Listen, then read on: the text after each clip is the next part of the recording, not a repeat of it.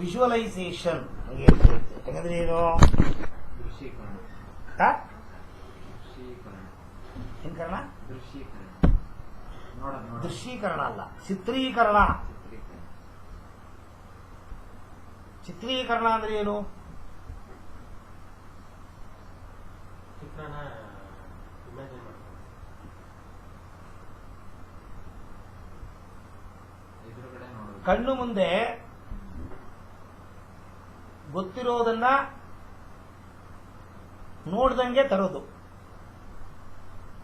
ಕಣ್ಣು ಮುಂದೆ ನೋಡದೆ ಇರೋದನ್ನ ನೋಡ್ದಂಗೆ ತರೋದು.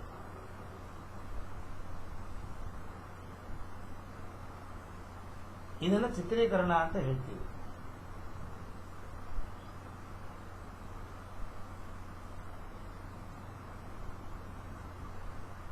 ಈ ಚಿತ್ರೀಕರಣ ಅಭ್ಯಾಸ ನಿಮಗೆ ಕಣ್ಣು ಮುಂದೆ ಯಾರೂ ನೋಡದೇ ಇರೋ ರೀತಿಯಲ್ಲಿ ಚಿತ್ರೀಕರಣ ಮಾಡಬೇಕು. ಹಳೆ ಕಾಲದ MGR, ಶಿವಾಜಿ ಗಣೇಶನ್ನು, ರಾಜ್ಕುಮಾರು ಮತ್ತೆ ಸಂಜೀವ್ ಕುಮಾರು, ಹಿಂದಿ ಆಕ್ಟರ್ಗಳು, ಇವ್ರ ಪಿಕ್ಚರ್ಗಳಲ್ಲಿ ಡ್ರೀಮ್ ಸೀನ್ ಬರೋದು ನೋಡಿದ್ದೀರಾ? ಈ ಕಾಲದಲ್ಲಿ ಬರೋ ಡ್ರೀಮ್ ಸೀನ್ ತರ ಆ ಕಾಲದಲ್ಲಿ ಡ್ರೀಮ್ ಸೀನ್ ಅಲ್ಲ. ಲಕ್ಷಗಟ್ಟಲೆ ದುಡ್ಡು ಖರ್ಚು ಮಾಡಿ ಸೆಟ್ಟಿಂಗ್ ಹಾಕೋರು. ಆರ್ಟ್ ಡೈರೆಕ್ಟರ್ ಅಂತ ಒಬ್ಬ ಇದ್ದ ಗೊತ್ತಾ? ಪಿಕ್ಚರ್ಗೆ ಒಬ್ಬ ಆರ್ಟ್ ಡೈರೆಕ್ಟರ್, ಅವನ್ ಡಿಸೈನ್ ಮಾಡ್ತಾನ. ಒಂದು ಮನೆ ಸೆಟ್ಟಿಂಗ್ ಬೇಕು, ಡಿಸೈನ್.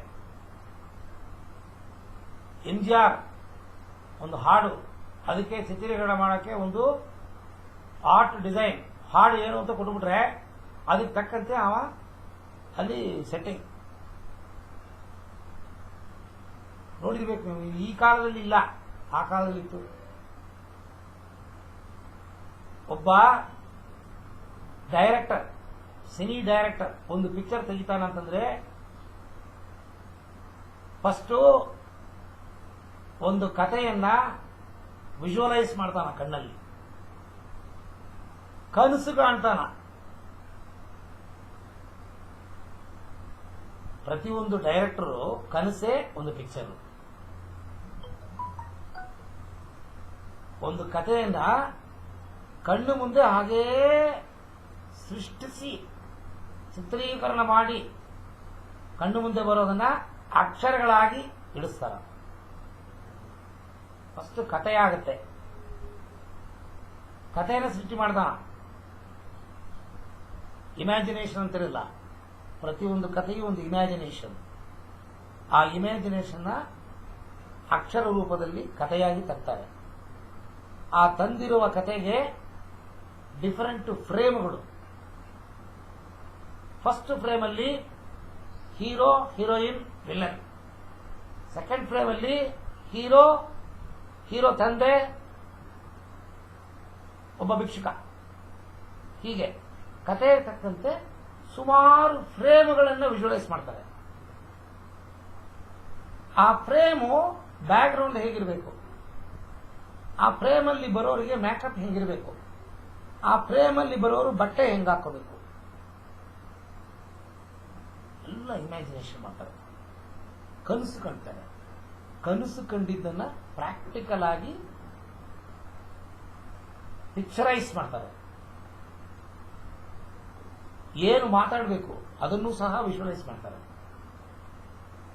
ಹಿಂಗ್ ಮಾತಾಡಿದ್ರೆ ಸರಿಯಾಗ್ಬೋದಾ, ಹಂಗ್ ಮಾತಾಡಿದ್ರೆ ಸರಿಯಾಗ್ಬೋದಾ, ಈ ಮಾತು ಹಿಂಗಿರ್ಬೇಕಾ, ಈ ಮಾತು ಜನಗಳ ಮನಸ್ಸು ಮುಟ್ಟತ್ತಾ, ಇದು ಲೌಕಿಕ ಜೀವನದಲ್ಲಿ ಬರೋ ಮಾತು, ಇದು ಸರಿ ಹೋಗಲ್ಲ, ಡಿಫರೆಂಟ್ ಆಗಿರ್ಬೇಕು. ಈ ತರ ಒಂದಕ್ಕೆ 4, 5, 10 ಪ್ರತಿಯೊಂದನ್ನು ವಿಜುವಲೈಸ್ ಮಾಡಿ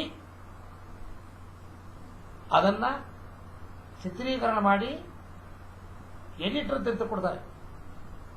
ಡೈರೆಕ್ಟರ್ಗೆ ಎಷ್ಟು ವಿಜುವಲೈಸೇಷನ್ ಶಕ್ತಿ ಇದೆ, ಅದರಲ್ಲಿ 10 ವಿಜುವಲೈಸೇಷನ್ ಶಕ್ತಿ ಎಡಿಟರ್ಗೆ ಇರಬೇಕು. ಫಸ್ಟ್ ಎಡಿಟರ್ಗೆ ಕತೆ ಗೊತ್ತಾಗಬೇಕು. ಆ ಕಥೆಯನ್ನ ಅವ ವಿಜುವಲೈಸ್ ಮಾಡಿರ್ತಾನ. ನೀವೇನು ಹಿಡಿದಿದ್ದೀರಿ ಅವನ್ ವಿಜುವಲೈಸೇಷನ್ ಏನಿದೆ, ಎರಡು ಒಟ್ಟಿಗೆ ಬಂತ ನೋಡಿ ಅದನ್ನ ಸೇರಿಸ್ತಾನ. ಡೈರೆಕ್ಟ್ರು ನಿಂತ ಜಾಗ ಕೂತ ಜಾಗ ಏನೇನಿದೆ ಎಲ್ಲ ಪಿಕ್ಚರ್ ಹಿಡಿದು ಬಿಡಿ ಬಿಡಿ ಬಿಡಿ ಬಿಡಿ ಪಟ್ಟಣ ತರ ತಗೊಂಡು ಹಾಕ್ಬಿಡ್ತಾನೆ ಅವನ ಮುಂದೆ. ಎಡಿಟರ್ ವಿಜುವಲೈಸ್ ಮಾಡಿ ಎಲ್ಲ ಸೇರಿಸ್ತಾನ. ಒಂದು ಕತೆ ಚೆನ್ನಾಗಿರೋದಕ್ಕೆ ಮೂಲ ಡೈರೆಕ್ಟರ್ಗಿನ್ನ ಎಡಿಟರ್ಗೆ ಹೋಗುತ್ತೆ ಕ್ರೆಡಿಟ್. ಕಂಡ ಜಾಗದಲ್ಲಿ ಹಾಕ್ಬಿಟ್ಟು ಕತೆ ಹೀಗೆ ಬರುತ್ತೆ ಅಂತ ಏನಾದ್ರು ಬೇರೆ ತರ ಮಾಡ್ಬಿಟ್ರೆ ಕತೆ ಹಿಡಿಸಲ್ಲ. ಸೊ ಒಂದು ಪಿಕ್ಚರ್ದು ಸಕ್ಸಸ್ ಆಗಬೇಕು ಅಂತಂದ್ರೆ ಮೈನ್ ಡೈರೆಕ್ಟರ್. ಕತೆ ಯಾವನು ಏನ್ ಬರಿತಾನ ಅವ ಮಾಡಿರೋ ವಿಜುವಲೈಸೇಷನ್ ತಕ್ಕಂತೆ ಡೈರೆಕ್ಟರ್ ವಿಜುವಲೈಸೇಷನ್ ಮಾಡಿ ಅದಕ್ಕೆ ಸಂಭಾಷಣೆ ಎಲ್ಲ ವಿಜುವಲೈಸೇಷನ್. ಸಕ್ಸಸ್ ಆಗೋದಕ್ಕೆ ಮೂಲವೇ ಚಿತ್ರೀಕರಣ ಮಾಡೋದು. ಹೀಗೆ ಮಾಡೋ ಚಿತ್ರೀಕರಣ ಇಲ್ಲಿ ತನಕ ಯಾರು ಆತರ ಮಾಡಿರಬಾರದು. ವಿಚಿತ್ರವಾಗಿ ವಿಭಿನ್ನವಾಗಿರಬೇಕು. ಆ ಇಮ್ಯಾಜಿನೇಷನ್ ಪವರು ತುಂಬಾ ಡಿಫರೆಂಟ್ ಆಗಿದ್ದರೆ ಮಾತ್ರ ನಿಮ್ಮ ಮನಸ್ಸು ಅದನ್ನು ತಗೊಳುತ್ತೆ, ಇಲ್ಲದ್ರೆ ತಗೊಳ್ಳಲ್ಲ. ಸಕ್ಸಸ್ ಮೂಲವೇ ಕನಸು. ಕನಸು ಕಾಣೋದು ಅಂತ ಅನ್ನೋದೇ ವಿಜುವಲೈಸೇಷನ್. ಕನಸು ಅಂದ್ರೆ ನಿದ್ರೆ ಮಾಡುವಾಗ ಬರುತ್ತಲ್ಲ ಆ ಕನಸಲ್ಲ, ಇದು ಹಗಲ್ ಕನಸು. ಏನು ಡೇ ಡ್ರೀಮ್ ಅಂತಾರೆ ಕೇಳಿದ್ದೀರಾ? ಡೇ ಡ್ರೀಮೇ ವಿಜುವಲೈಸೇಷನ್. ರಾತ್ರಿ ಕಾಣೋದು ರೆಗ್ಯುಲರ್ ಕನಸು. ಅದು ನಾವು ಬೇಕಾದಾಗ ನೆನೆಸಿದಾಗ ಬರಲ್ಲ, ಅದು ಇಷ್ಟಕ್ಕೆ ಬರುತ್ತೆ. ಅದಲ್ಲ ಇದು. ಹಗಲೊತ್ತಲ್ಲಿ ಏನು ಕನಸು ಕಾಣ್ತೀರಿ ಅದು ವಿಚಿತ್ರವಾಗಿ ವಿಭಿನ್ನವಾಗಿ ಇತ್ತು ಅಂದ್ರೆ ತಲೆ ತಗೊಳುತ್ತೆ. ತಲೆ ಒಂದು ಸತಿ ಏನಾದ್ರು ಹಾಕೊಂಡ್ಬಿಟ್ರೆ ನಡೆಯುತ್ತೆ ಅದು. ಇದು ಲಾ ಆಫ್ ಅಟ್ರಾಕ್ಷನ್. ಆ ಲಾ ಆಫ್ ಅಟ್ರಾಕ್ಷನ್ ಸಪರೇಟ್ ಆಗಿ ಪಾಠ ತಗೋತೀನಿ ಕ್ಲಾಸ್. ಅದಕ್ಕೆ ಬಂದು ನೀವು ಸೇರ್ಕೊಂಡ್ರೆ ಡೀಟೇಲ್ ಆಗಿ ಹೇಳ್ಕೊಡ್ಬೇಕು. ಇಲ್ಲಿ ನಿಮ್ಗೆ ಎಷ್ಟು ಬೇಕೋ ಅಷ್ಟು ಹೇಳ್ತೀನಿ. ಅದಕ್ಕೆ ಸಂಬಂಧಪಟ್ಟಿದ್ದೇ ಇದೆ.